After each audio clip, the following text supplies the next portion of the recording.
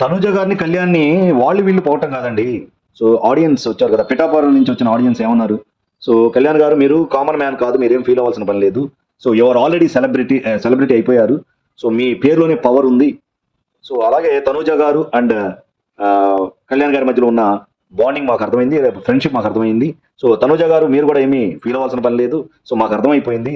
మీరు చూడండి, మీకు తెలియంది ఏంటంటే కళ్యాణ్ గారు రాము గారితో, సో నేను ఇప్పుడు ఇలా ఈ గేమ్లో ఇంత యాక్టివ్గా ఆడగలుగుతున్నానంటే అది థర్డ్ వీక్లో తనూజ గారు నాకు చేసిన హెల్ప్, సో నాకు ఇచ్చిన మోరల్ సపోర్ట్, సో నేను అది ఎప్పటికీ మర్చిపోను అని కళ్యాణ్ రాము గారితో చెప్పడం కూడా సో పబ్లిక్ మనం వీడియోలో చూసాం.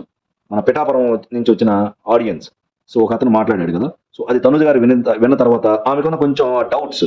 సో ఏది మన ఎమాన్యుల్ గారు కళ్యాణ్ గారు మాట్లాడుకుంటూ నేను నామినేట్ చేయాలనుకుంటున్నానని చెప్పిన దగ్గర కొంచెం తనుజ గారు ఫీల్ అయ్యారు కదా. ఇప్పుడు క్లారిటీ వచ్చేసింది తనుజ గారికి.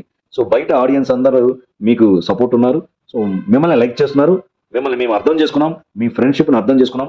ఎవరు ఏం చెప్పినా సరే మీరు ఏమి ఫీల్ అవ్వకుండా ధైర్యంగా గేమ్ ఆడండి.